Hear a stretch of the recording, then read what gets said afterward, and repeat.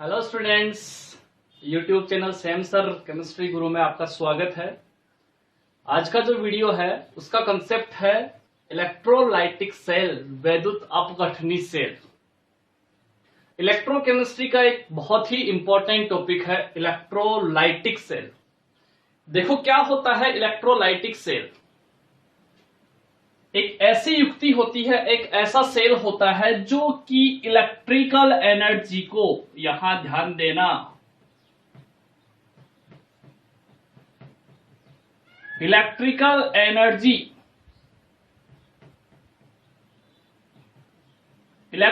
Energy को convert कर देता है केमिकल एनर्जी में।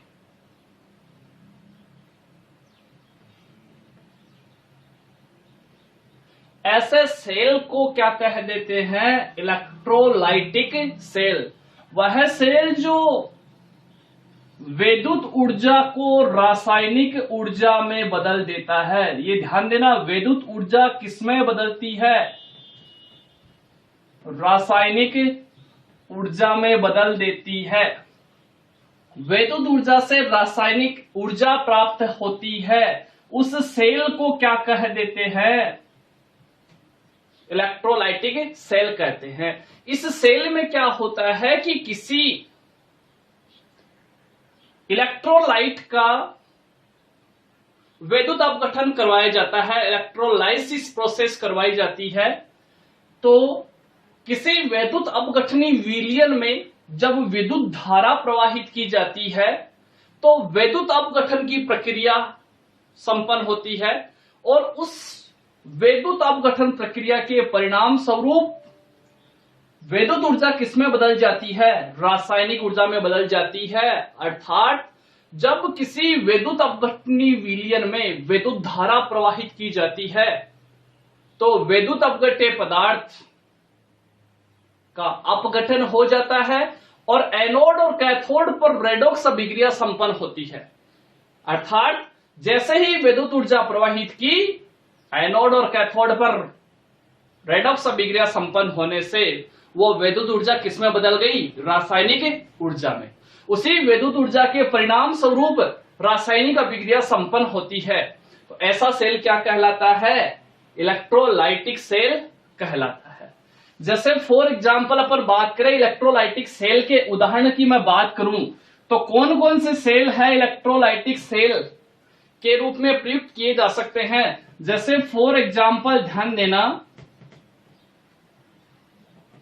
गलित NaCl, गलित सोडियम क्लोराइड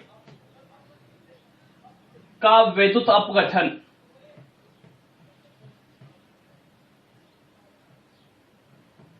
इसके अलावा गलित HCl का विद्युत अपघटन। क्लियर? इसके अलावा अपन ले सकते हैं जलीय NaCl का विद्युत अपघटन। क्लियर? इसके अलावा अपन ले सकते हैं जलीय कॉपर सल्फेट का विद्युत अपघटन। मैं आपको एक उदाहरण की सहायता से बहुत ही शॉर्ट ट्रिक्स में पूरी विद्युत रासायनिक सेल की प्रोसेस समझा देता हूं। किस तरीके से विद्युत रासायनिक सेल है उसकी बनावट होती है और किस तरीके से इस इलेक्ट्रोलाइटिक सेल में जो इलेक्ट्रिकल एनर्जी है वो केमिकल एनर्जी में कन्वर्ट होती है। ध्यान देना, मैं यहां आपको एक उदाहरण लेके समझा रहा हूं।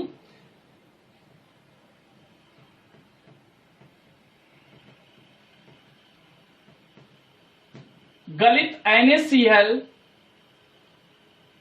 का विद्युत अपघटन, ये एक प्रकार का इलेक्ट्रोलाइटिक सेल होता है। देखो इलेक्ट्रोलाइटिक सेल में क्या सिस्टम होता है? केवल एक पात्र होता है। ध्यान देना, इलेक्ट्रोकेमिकल सेल की जब अपन बात करते हैं तो वहां दो पात्र होते हैं, दो हाफ सेल होते हैं, जबकि यहां एक ही सेल होता है, एक ही पात्र होता है। किस तरीके से इस प्रकार की सेल की जो बनावट होती है वो ध्यान देना। एक सेल में दो धातु इलेक्ट्रोड काम में लिए जाते हैं, एक एनोड टर्मिनल और एक कैथोड टर्मिनल के रूप में। यहां आपको समझना है, दो धातु इलेक्ट्रोड्स काम में लिए जाएंगे, एक एनोड के रूप में और दूसरा कैथोड के रूप में। जैसे मैं यहां पर आपको समझा रहा हूं, यहां क्या है अपने पास, गलित NaCl। इसमें अपन ने क्या लिया है, गलित NaCl लिया है। क्लियर?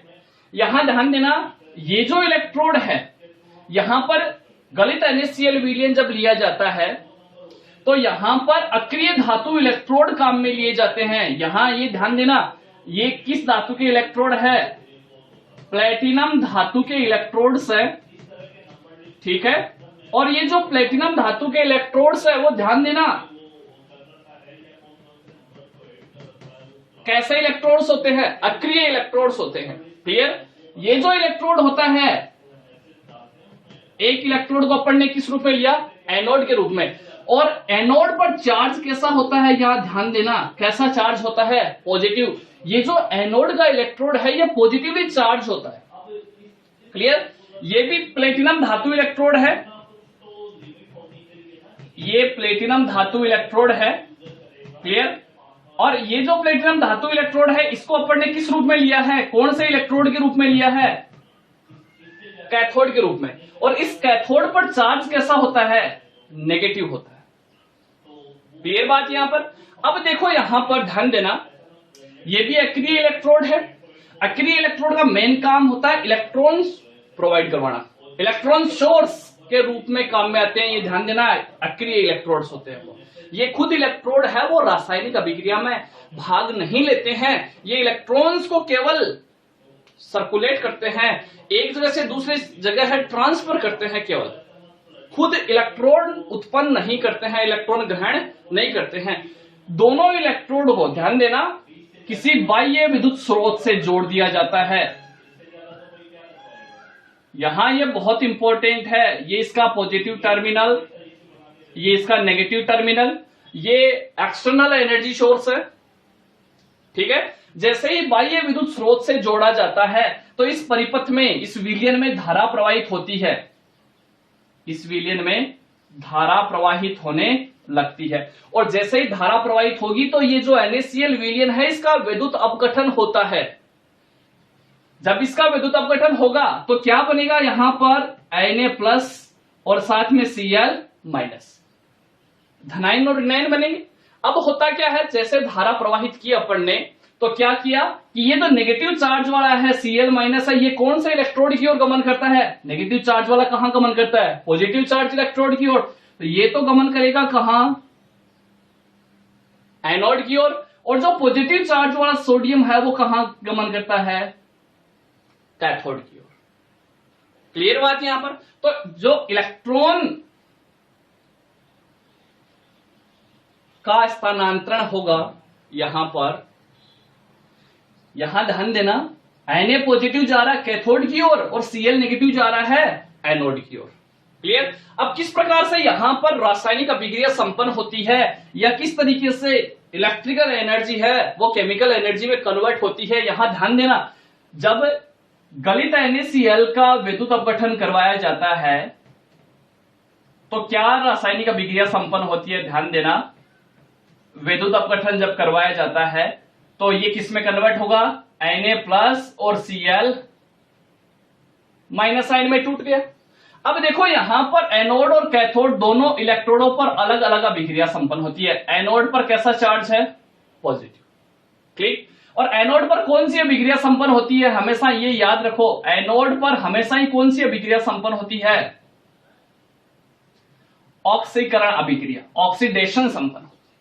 ऑक्सीकरण अभिक्रिया में क्या होता है, इलेक्ट्रॉन्स त्यागे जाते हैं। क्लियर? अब यहां दोनों आयनों में से जिस आयन के पास इलेक्ट्रॉन की अधिकता है वो इलेक्ट्रॉन त्यागेगा। क्लियर? Na+ है, इसके पास इलेक्ट्रॉन की क्या है, कमी, इसीलिए पॉजिटिव चार्ज है। Cl- है, इसके पास इलेक्ट्रॉन की अधिकता है, तो ये क्या करेगा, इलेक्ट्रॉन त्यागेगा। तो एनोड पर क्या होता है, ये जो Cl- है ये क्या करता है, एक इलेक्ट्रॉन त्याग देता है और हाफ Cl2 में कन्वर्ट हो जाता है, प्लस इलेक्ट्रॉन त्याग दिया, ये गैसीय अवस्था में कन्वर्ट होकर के एनोड पर मुक्त हो जाता है।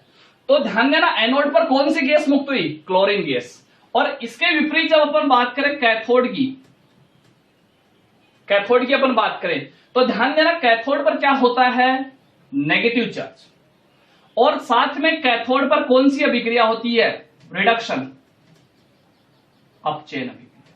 रिडक्शन अभिक्रिया में क्या होगा? इलेक्ट्रॉन्स एक्सेप्ट किए जाएंगे, ग्रहण किए जाएंगे। जिसके पास इलेक्ट्रॉन की कमी है वो आयन इलेक्ट्रॉन ग्रहण करता है। यहां ध्यान दिया हो तो इलेक्ट्रॉन की कमी किसके पास है? Na+ के पास, इसीलिए पॉजिटिव चार्ज है। ये एक इलेक्ट्रॉन क्लोरीन द्वारा त्यागा गया एक इलेक्ट्रॉन ग्रहण करेगा और किस धातु में अपचयित हो जाएगा? सोडियम धातु में अपचयित हो जाता है। तो ध्यान देना, हुआ क्या? जैसे ही एक्सटर्नल सोर्स से विद्युत धारा प्रवाहित की गई तो विद्युत अपघट्य पदार्थ का विद्युत अपघटन होता है, अपघटन हो जाता है, जिससे वो धनायन और ऋणायन में टूट जाता है और एनोड और कैथोड पर अलग अलग रासायनिक अभिक्रिया संपन्न होती है। तो क्या हुआ? जो इलेक्ट्रिक एनर्जी प्रोवाइड कर रहे थे वो किस में कन्वर्ट हो गई? अब केमिकल एनर्जी में कन्वर्ट हो गई है यहां पर, जिससे इलेक्ट्रॉन्स का स्थानांतरण होता है। क्लियर है बात यहां पर? क्लियर? अब ध्यान देना, ये सबसे सिंपल प्रकार का एग्जाम्पल है विद्युत अपघटनी सेल का। यदि यहां पर मैं बात कर लेता हूं, यदि गलित NaCl के स्थान पर आपके पास जलीय NaCl विलयन दिया गया हो, कौन सा विलयन? जलीय NaCl विलयन दिया गया हो, तो उस स्थिति के अंदर एनोड और कैथोड पर अलग अलग रासायनिक अभिक्रिया संपन्न होती है। यह बात बहुत इंपॉर्टेंट है। यदि यहां पर क्या ले लिया जाता है? एक्वस NaCl ले लिया जाता है, तो एक्वस NaCl में क्या होगा? जल के अंदर घुला हुआ होगा NaCl। तो जैसे ही करंट फ्लो किया जाएगा तो NaCl के विद्युत अपघटन के साथ साथ इसमें उपस्थित जो जल है H2O है वो भी H+ और OH- आयनों में टूट जाएगा। तो ध्यान देना, यहां पर जब NaCl विलयन का विद्युत अपघटन किया जाता है, विद्युत अपघटन प्रक्रिया संपन्न होती है, तो इस दौरान क्या होगा? ध्यान देना, ये जो NaCl है इसका भी विद्युत अपघटन होगा। ये किसमें टूटेगा? Na+ और Cl- में। क्लियर बात यहां पर? इसके साथ ही कुछ मात्रा में जो जल है, क्योंकि जलीय लिया जा रहा है तो जल का भी कुछ मात्रा में क्या होता है? H2O है, उसका भी कुछ मात्रा में विद्युत अपघटन होता है, H+ और OH- में कन्वर्ट हो जाता है। क्लियर? अब यहां ध्यान देना, अपने पास विलयन में एक से ज्यादा धनायन और एक से ज्यादा ऋणायन है, तो ऐसी स्थिति में कौन सा आयन है वो ऑक्सीकरण और अपचयन अभिक्रिया में भाग लेगा? ये डिसाइड करना बहुत जरूरी है, क्योंकि अपने पास 2 धनायन और 2 ऋणायन है। तो ऐसी स्थिति में ध्यान देना, यहां जो एनोड और कैथोड पर अभिक्रिया संपन्न होती है, ऑक्सीकरण अपचयन अभिक्रिया, वहां कौन सा आयन भाग लेता है, इस बात को डिसाइड करता है चयनात्मक विसर्जन सिद्धांत, प्रीफरेंशियल डिस्चार्ज थ्योरी। चयनात्मक विसर्जन सिद्धांत के आधार पर आयंस है वो एनोड और कैथोड पर रिएक्शन शो करते हैं। यहां ध्यान देना, एनोड पे यदि मैं बात करूं एनोड की रिएक्शन की, तो एनोड पर पॉजिटिव चार्ज, ऑक्सीडेशन। ठीक है, अब ऑक्सीडेशन में कौन से 2 आयन है अपने पास, इन दोनों में से कौन से आयन भाग लेगा, ये कैसे निर्धारित होता है? यहां ध्यान देना, एक थ्योरी काम में आती है, preferential theory.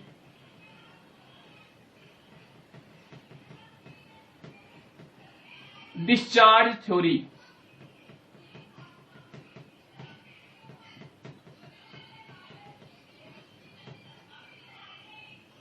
Preferential discharge theory, ये थ्योरी ये कहती है कि यदि किसी विद्युत अपघटनी विलयन में एक से ज्यादा आयन उपस्थित है तो जिस आयन का डिस्चार्ज पोटेंशियल सबसे कम होता है, जिस आयन का डिस्चार्ज पोटेंशियल, बहुत इंपॉर्टेंट बात बोली है, जिस आयन का डिस्चार्ज पोटेंशियल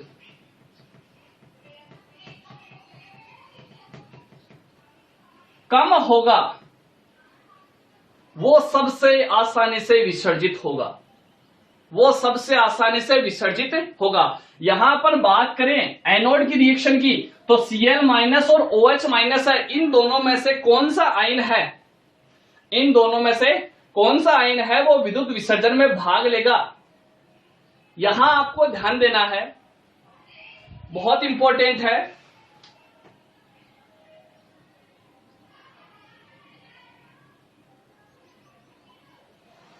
तो ध्यान दो, जो Cl माइनस आयन है इसका विसर्जन विभव सबसे कम होता है, डिस्चार्ज पोटेंशियल सबसे कम होता है, तो ये एनोड की रिएक्शन पर भाग लेता है।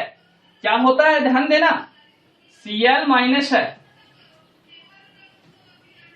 एक इलेक्ट्रॉन त्यागेगा, हाफ Cl2 में कन्वर्ट हो गया, ये गैसीय रूप में मुक्त हो जाता है। क्लियर। और यहां कैथोड की अपन बात करें